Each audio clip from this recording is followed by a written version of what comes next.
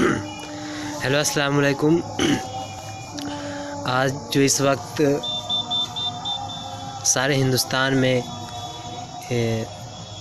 جو نبی کی شان میں گستاخی کرنے والوں کے خلاف سبھی مکاتب فکر کے مسلمان ایک پلیٹ فارم پر جمع ہیں، اور ہم یہ دیکھ رہے ہیں کہ جو ایک ڈاسنا مندر کا جو مہنت ہے، پجاری ہے، یتی نرسنگھا رنگ سرسوتی، اس نے جو اپنا مقصد جو عین مقصد بنا رکھا ہے، اور ہم یہ دیکھ رہے ہیں کہ اس کا ساتھ دینے کے لیے جو بدنام زمانہ گستاخ رسول اور جس کا اسلام سے اس وقت کوئی ناطہ نہیں ہے، وسیم رضوی نے چند دنوں قبل ایک کتاب کا اس نے افتتاح کیا جس کا نام ہے محمد، اور اس کتاب نے ایسے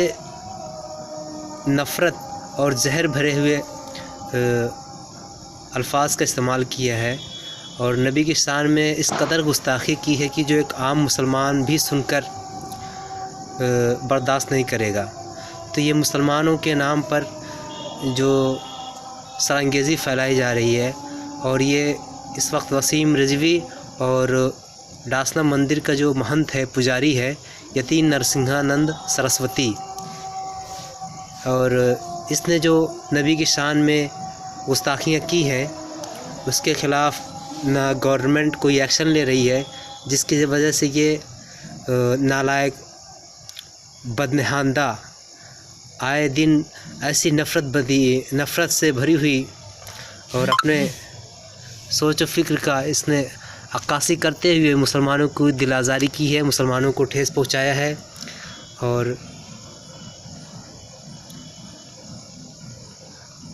مسلمانوں کے احتجاج کے بعد بھی، گورنمنٹ سے مطالبے کے بعد بھی، نہ گورنمنٹ، نہ پرشاسن، نہ حکومت ان پر کوئی کارروائی کر رہی ہے، نہ ہی انہیں اپنی آواز اس طرح کے کلمات، اس طرح کی بدتمیزی،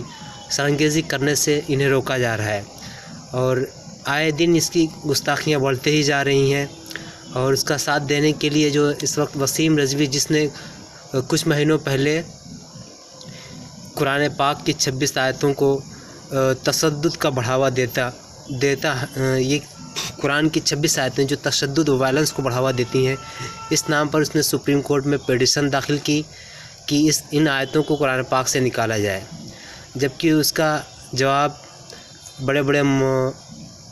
علماء کرام، مفتیان اعظام نے دیا کہ ان آیتوں کی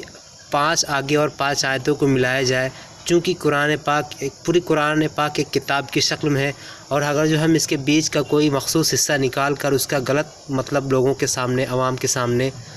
پھیلاتے ہیں، بتاتے ہیں، تو یہ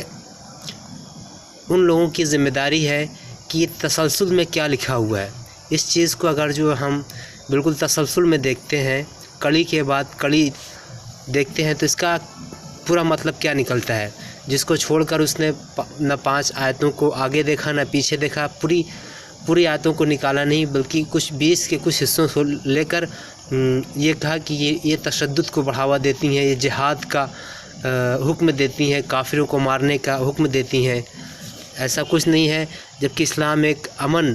کا مذہب ہے، ایک ایسا مذہب ہے جس کے معنی ہی ہیں امن و شانتی، اور اسلام ایک دین فطرت ہے جو فطرت کے ساتھ، انسان کی ضرورت کے ساتھ اتنا اس کے اندر لچیلا پن ہے، اتنا اس کے اندر جھکاؤ ہے کہ وہ حالات کو دیکھتے ہوئے ہر جگہ وہ جھک جاتا ہے تاکہ حالات کشیدہ نہ ہوں، حالات خراب نہ ہوں۔ تو اس وقت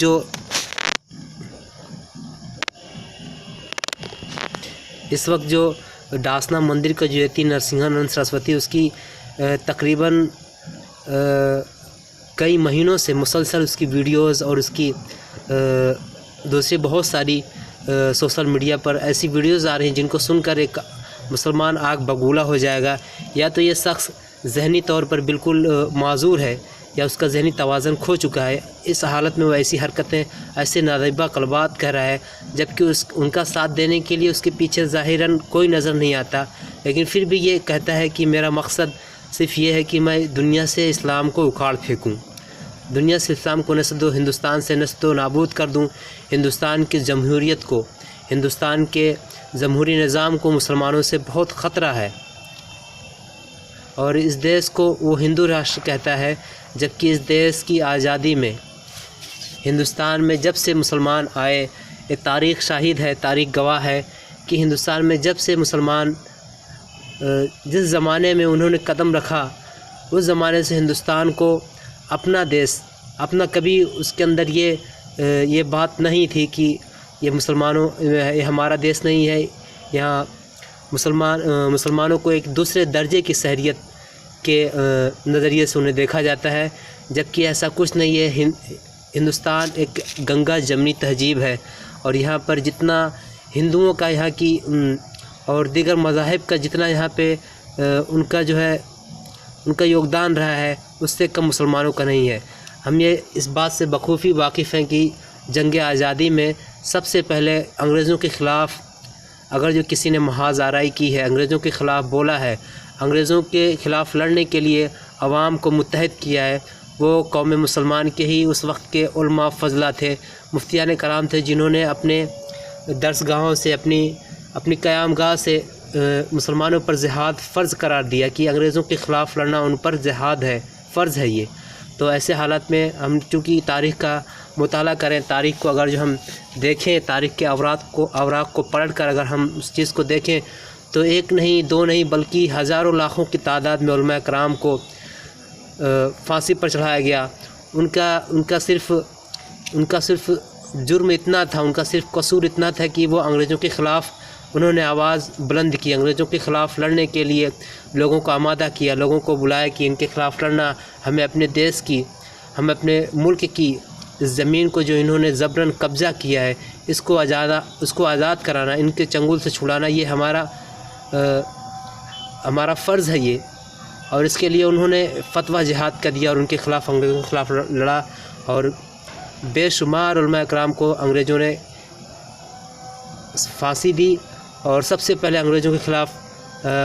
نواب سراج الدولہ جو اس وقت بنگال کے نواب تھے، انہوں نے محاذ آرائی کی 1757 کی جنگ پلاسی میں، پھر اس کے بعد 1857 تک یہ جنگ، 1757 سے لے کر 1857 تک یہ جنگ صرف مسلمانوں نے اس کی قیادت کی۔ 1857 میں جو جنگ ہوئی، بہادر شاہ ظفر اور ان کے دیگر خاندان کے جو دلی کی مغلیہ سلطنت کے والی تھے، اور ان کے جو بھی خاندان کے چشم و چراغ تھے، ان پر انگریزوں نے بیجا اور بے حد درجہ تشدد کیا، انہیں مارا، انہیں قتل کیا، سارے خاندان کو نست و نابود کر دیا، اور اس خاندان مغلیہ اور کے آخری فرمانروا بہادر شاہ ظفر کو انہوں نے قید کر کے رنگون لے گیا، اور انہیں ساری زندگی انہوں نے نظر بند کر کے رکھا، اور اسی قید خانے میں انہوں نے آخری سانس لی۔ اور ان کی جو بھی اپنے ملک کے تئیں جو وفاداری تھی، اپنے ملک کے تئیں جو ان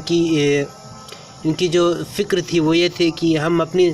اس سرزمین کو، جو ہماری سرزمین ہند ہے، اس کو ہم انگریزوں کے چنگل سے آزاد کرائیں۔ پھر اس کے بعد دھیرے دھیرے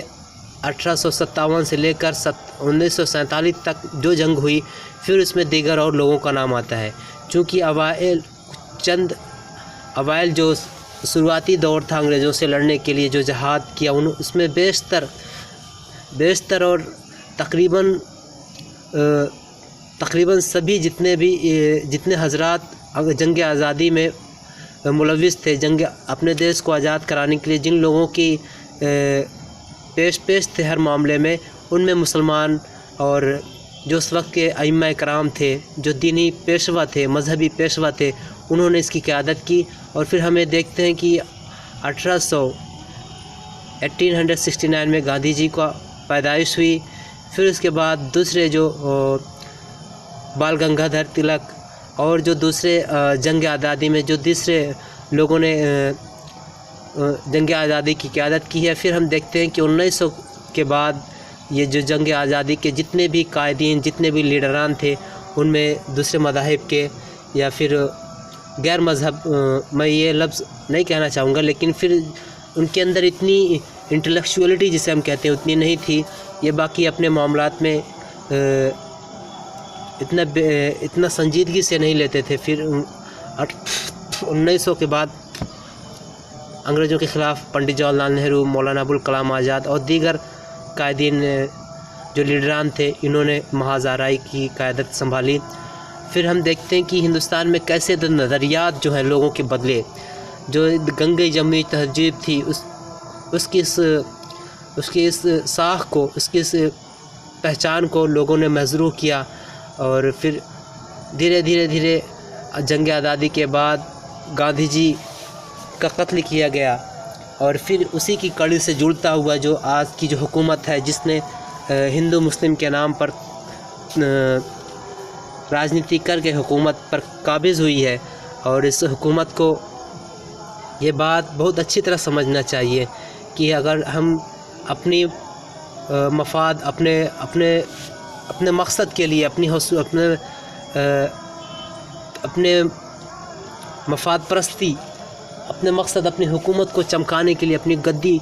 کو عروج دینے کے لیے اگر جو یہ ایسا کرتے ہیں، ہندو مسلمانوں کے بیچ نفرت پھیلاتے ہیں، تو اس کا ذمہ دار کوئی اور دوسرا نہیں ہوگا. ملک میں جتنے بھی تشدد کے واردات ہوتے ہیں، آئے دن مسلمانوں کو نشانہ بنایا جا رہا ہے. اور حالیہ میں ہم جو دیکھ رہے ہیں تریپورہ میں جو مسلمانوں کی مسجدوں کو شہید کیا جا رہا ہے، اور سب سے بڑی اس میں چیز یہی ہے کہ حکومت ان کی پشت پناہی ظاہری طور پر یا کھلے طور پر یا چھپے طور پر ان کی پشت پناہی کر رہی ہے. اور میں لوگوں سے یہی کہوں گا کہ جو یہ نرسنگھانند سرسوتی ہے، اس کو کم سے کم اتنی زہریلی یا اتنی نفرت بھری ہوئی یا کسی غیر مذہب کے عقائد کو، اس کے ماننے والوں کو دلوں کو ٹھیس پہنچانا، یہ کسی بھی روح سے، کسی بھی نظریے سے، کسی بھی زاویے سے درست نہیں ہے. اور اس کو روکا جائے، اس پر سخت سے سخت کارروائی کی جائے. اس کو ایسی کانفرنسیں کرنے کے لیے پابندی لگائی جائے جس میں یہ صرف اسلام اور مسلمانوں کو نشانہ بناتا ہے. السلام علیکم.